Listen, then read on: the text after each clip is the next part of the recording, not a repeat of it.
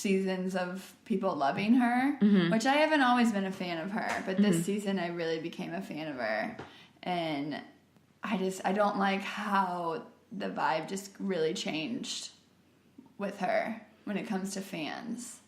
Oh, like, what do you mean when it comes to fans? So, like, the fact that, like, people didn't like the turn in her where she kind of went from hero to villain? Yeah. Like, you don't agree with the fans? I guess this goes back to the internet, just, like, people piling the hate on? Yeah, piling the hate on.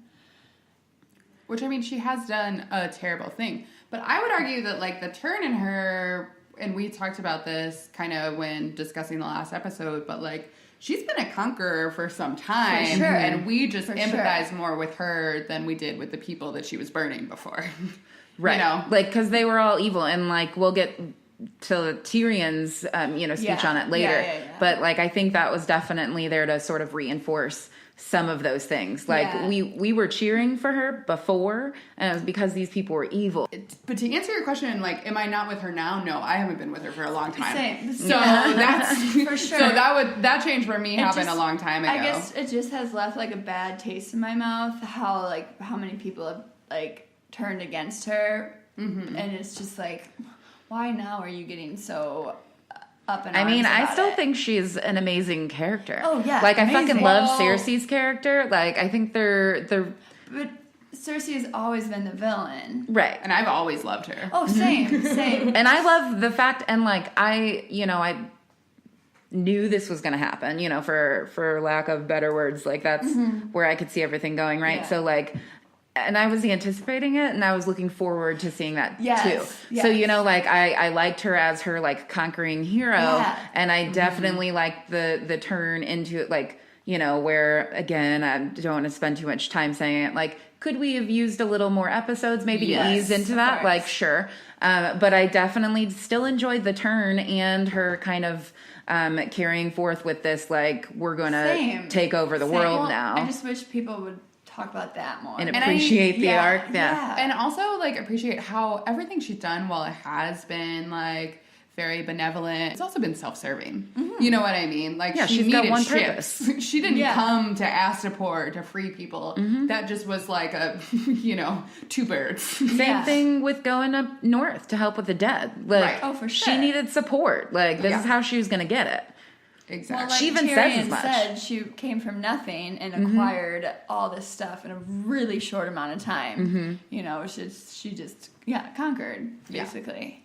But I do have to say, probably the best performances from her in the entire series, the last, 2 episodes, I think. So good. I think she's been incredible. Especially as an actress, I feel like in the previous seasons, she's kind of getting criticized for, like, being a little more emotionless. And then I feel like a lot of the, like, nonverbal acting that she did in these past 2 episodes were amazing. You could just see it all on her face, like her nostrils flaring and her eyebrows twitching. Like, it was really good. Well, and these writing turns have given her something to work with rather than just sit on a throne and wait. Yeah. For sure. Yeah, definitely. I just wish everyone could see it that way. Come on, internet. I know. And then right as she's doing this and, like, kind of rudely interrupting, Tyrion walks up to resign and to yell at her and throws down his Hand of the Queen pen, one of the parts that I love in this scene is you can see her feeding off of the excitement of the Dothraki and the Unsullied, and them loving her, which is what she's been feeding off in the past and she hasn't been getting from the people of Westeros. And so him interrupting that feeling of her being, like, high on her own supply, for him to come down and say, you burned a bunch of people and I'm done with you, just really extra pisses her off. I know. She was shook. Yeah. She's like, how dare you not be with me? And she's, like, in the middle of her. I mean, like, look, she's probably going to get him and arrest him anyways. But, like, he did this in front of everybody. Like, all right, bro. Like, you have no hope left. Which I thought was mighty brave of Tyrion Lannister. Like, super brave, but maybe stupid. I don't know. was this before or after she said you released your brother? This is like during that, Okay. like as he's saying, he comes up to her and she turns around and says, "You release your brother," and he's like, "And you burnt the city." Yeah.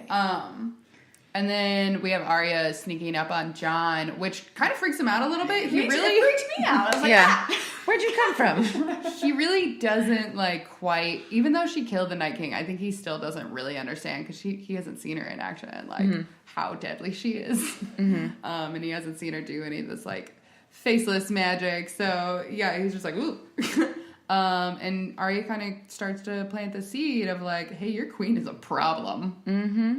And it's in the middle of like this giant army where you're really feeling like, who can stand up to her now? Who even has the armies left? I love the, I don't remember what it was exactly, but like try telling Sansa that. Like, yes. Yeah. Like, yeah, Jon, Also- try telling her that. Yeah. Like, she's not going to turn. I love like how much Arya's like backing her sister now. And we really have this kind of like the pack survives, super strong sisterhood between them. I'm like, yes. Yes, for Yeah. sure. Because I love both of you and I want you on the same team. Yeah, and then the next thing we have is Jon visiting Tyrion. So good. Yeah, which For also... so many reasons. And also, like, so much deja vu of Tyrion just being in a cell, like, waiting his looming execution and someone He looks visiting good him. in a cell. I don't know. I'm like weirdly attracted to Tyrion. I'm Well, like, Peter Dinklage is super attractive. I like him in a cell, like That's looking what- all raggedy with his clothes and chains. I'm like, okay, I don't know. And just like wisdom spewing out of that's his... when all the wisdom spews out of him. It's We're all wild. book readers, and if you remember, there's like a lot of talk about how like Tyrion in the books is supposed to be absolutely hideous and like his nose is completely gone, and a lot of people complained about that at first after Battle of Blackwater Bay, and I'm like, they couldn't do that to Peter Dinklage. Right. Like, why waste that face? Would we really want to like sit Well, and, here and listen to a noseless man? Right. It'd be tough. And like, Right. yeah, think of Voldemort. No, that's not what we want. So, yeah, I was like, I get why they did it. He's like got one good scar. But yeah, and then I do though love like that Tyrion couldn't be convinced to turn against her, and now he's trying to do the same thing for Jon. There's so much in that scene though that like he was just like unpacking and like you were saying, like every time he's in a cell, he seems to like just whip out this, like wisdom and sharing it all around. But like there's so much of what he was saying that like the stakes are like so high now that like every little bit he said kind of just gave me chills a little bit. And like sure. getting real pumped on this, like, and it just goes so deep. And like he's trying all these different angles to explain to Jon why we're in a bad way right now. Why she is kind of going mad, and that's why I don't get why again the internet's like that was a useless scene. It's No. like, no, they literally said why she was going mad, and then I loved how Jon was like, well, of course she's upset because everything has been taken from her dragons. So her he best kind of takes friends. the voice of the internet. I love that. But yeah. like I love that finally he like voiced all of her Our Her really, side of the things, internet. which is appreciated legitimate. that. Yeah. And then also, like, Tyrion, is kind of speaking to the fans, too. Like, we cheered for her when she did this. For sure. We cheered for her when we did this, but we didn't see how far it was going to go. Yeah, they're literally writing it out for everyone. So I don't know why everyone's... Yeah, I thought that was a great move on their part. Yeah. Like, apparently we need to be told this, so make sure we just outline it all. Yeah. Well, and a little bit of the criticism from that whole thing is they do like to, I think with the reaction of the Red Wedding, right, is that they've seen the value of shocking fans. And now we do a little bit where they go for the shock and then they have to kind of like write it back and like let you know what was behind that a little bit later. And that's not the way I don't think George R. R. Martin would write it, and that's not the way I would prefer it to be written. But in TV, when you're going for views and you're going for hashtags trending on Twitter, you know what I mean? That shock value is money. Right. So, and now I think this is them like providing a little bit more context after the fact instead of before. And, I mean, better late than never, I guess. Yeah. And you can't give you can't give too much away, because then everybody's going to know. And then you have no more shock. And that's like some twist. You think you're being sly, like R plus L equals J, which is the John lineage story, but every fan knew that. You know what I mean? So it's kind of like that's an and you're just example waiting of for it to play out. Right. Yeah. But yeah, John, in the scene, he's still kind of defending her, and you get a little bit of that, like, Ned Stark honor sitting out until, as he's leaving, Tyrion points out the fact that, like, you know, she's also coming for your sisters. Your sisters. You know that, right? Or your cousins at this point, but who you consider your sisters. Yeah. And that's when you see a little bit of, like, oh, shit, on John's face. Mm-hmm. Like, he hadn't really considered that. And I love, for me, that scene of John walking into the Red Keep where the throne is, and Drogon, like, standing up out of the ash is a beautiful scene. And I just, like, you know, it is a high fantasy, but it's also a political story. And we don't get that kind of, like, really beautiful CGI, just, like, high fantasy sort of shots that often, I don't feel like, in this story. Mm-hmm. And it's not just, like, kind of silly of Emilia Clarke, like, riding a robot green thing. You know what I mean? Like, that just, like, Drogon standing up was so beautiful for me. I felt like it was, like, in a video game. I don't know. Yeah. I did like it. It was special to me, too. I like everything you just said. Yeah, the, like, he's guarding his queen, his mama, and then he's like, oh, it's you. Yeah. Like, whatever. You're fine. And John just keeps moving right along. And we get some payment to that vision of hers way back in season 2 when she's in the House of the Undying, of her reaching out to finally touch the throne that she's taken. So we actually talked about the last episode, you know, the snow is like ash, but like now I'm just like, but it's also snow now? Like looks like it's all snowing here. I think that's like, just constantly. Still ash coming down. But like Tyrion's, you know, put in the dungeon, and he's like been there a minute whenever. Yeah, because that's, you know, John goes down there and speaks with him, and then he goes to the throne room, and like it's still kind of like snowing there. I feel just like that much ash would float through the sky for a while. I don't know. That's has some precedent in other things, like in Silent Hill, like. Because it's been burning for so long, you have ashes for days and days. Mm-hmm.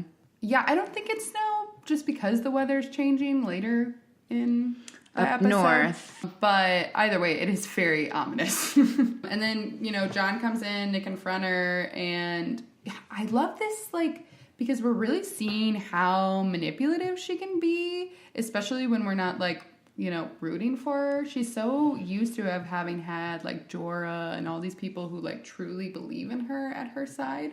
Mm-hmm. Even when she's gone against kind of their counsel. And it seems like she convinces him a little bit, like, well, that's just the price that, you know, has to be paid to do the great work we're doing. I don't think she's trying to be manipulative. I think she means it. And I think that you could see that in her speech where she is like trying to manipulate him into being with her. Well, but I mean, I don't know. Like, I feel like there's no, like everybody's been telling John, like, you're a threat to her. She will eventually come after you.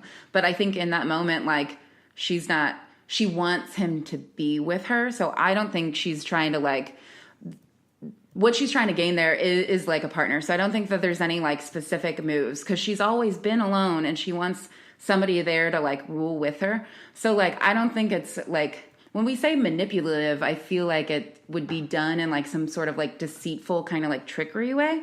But I don't think those two things are mutually exclusive.